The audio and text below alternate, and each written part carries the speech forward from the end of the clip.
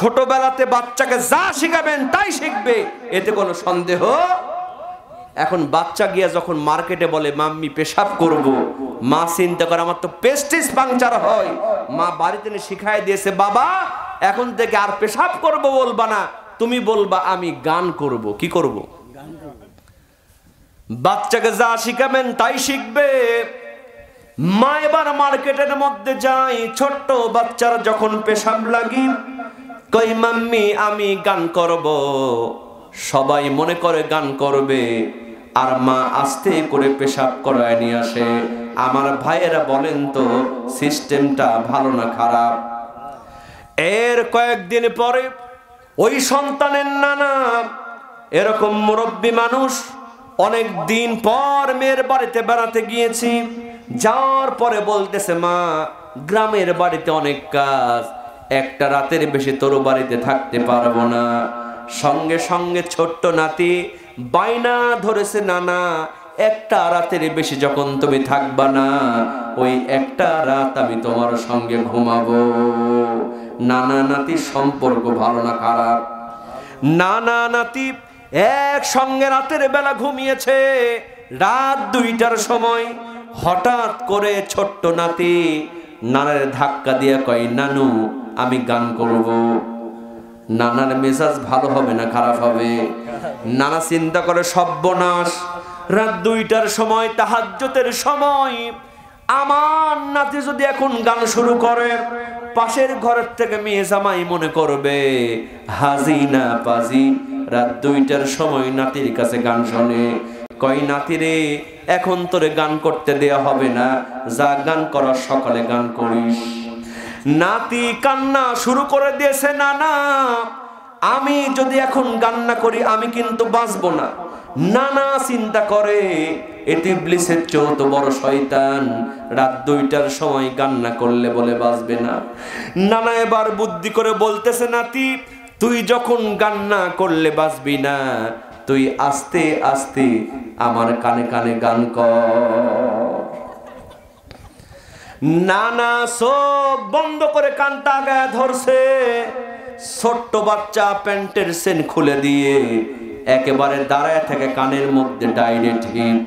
নানা আস্তাগফিরুল্লাহ বলে লাফায় উঠছে। পাশের ঘরের থেকে মেয়ে এসে বলতে আব্বা কি হয়েছে? কই কি হর বাকি আছে, গান করার কথা বলে তোর সন্তান আমার কানের মধ্যে পেশাব করে দিয়েছে।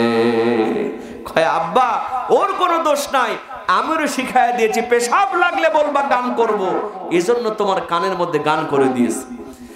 নানা মাথায় হাত দিয়া কয় শোনো মা, যেই সন্তান এই বয়সী গান করার কথা বলে কানের মধ্যে পেশাব করে দেয়, এই শিক্ষা নিয়া এই সন্তান যদি বড় হয় ভবিষ্যতে গোটা জাতির বুকে পেশাব করে দেবে।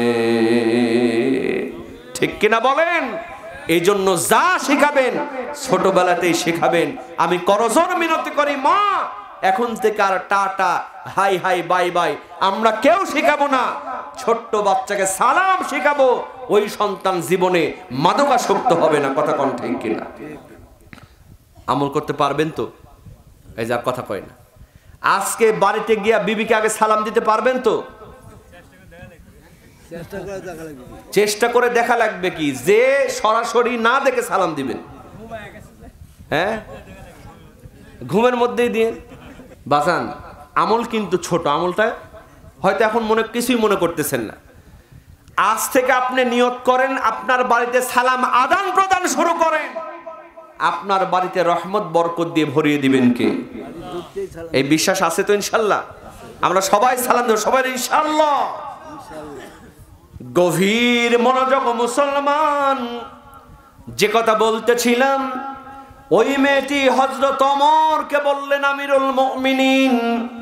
আল্লাহ পাক পবিত্র কোরআনুল কারীমের সূরাতুন নূরের 27 নম্বর আয়াতের মধ্যে জানায় দিলেন ওয়া তুসাল্লিমু আলা আহলিহা, যখন তোমরা কারো সঙ্গে কথা শুরু করবা আগে তোমরা সালাম দিবা।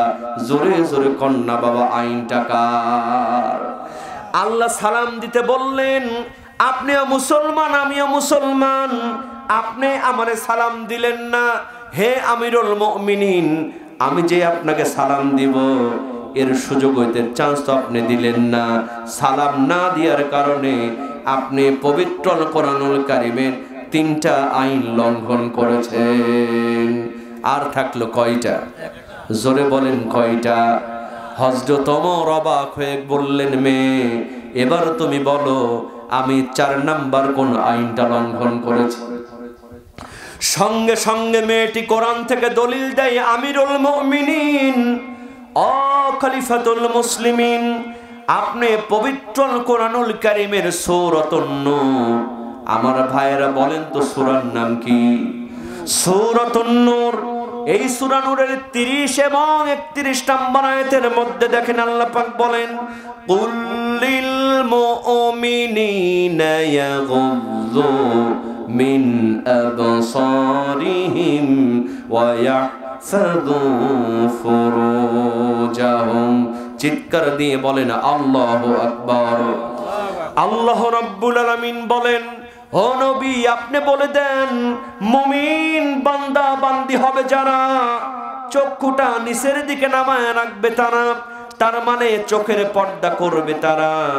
এরপরে আল্লাহ পাক বললেন ওয়ায়াহফাযু ফুরুজাহুম, মুমিন বান্দা বান্দি হবে যারা লজ্জাস্থানকে হেফাজত করবে তারা।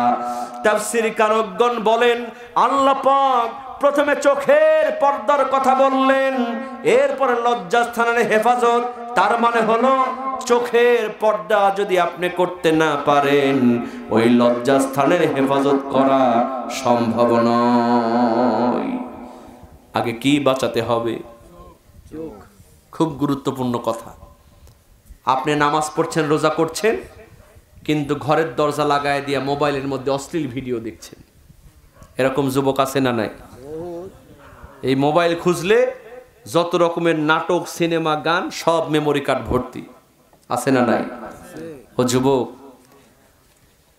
এই মোবাইলটা তোমার জন্য জাহান্নামে যাওয়ার কারণ হয়ে যেতে পারে। কারণ তুমি রাতের বেলা একটা নাটক, একটা সিনেমা, একটা অশ্লীল ভিডিও দেখে ঘুমায় গেলা, বাজান ফজরের নামাজ কখন হয়ে গেল খোঁজ পেলা না। মনে করছো আমার বয়স হয় নাই, কিন্তু ফজরের নামাজ কাজা করেছো, ওই জোহরের নামাজে তোমার জানাজা হতে পারে কি পারে না?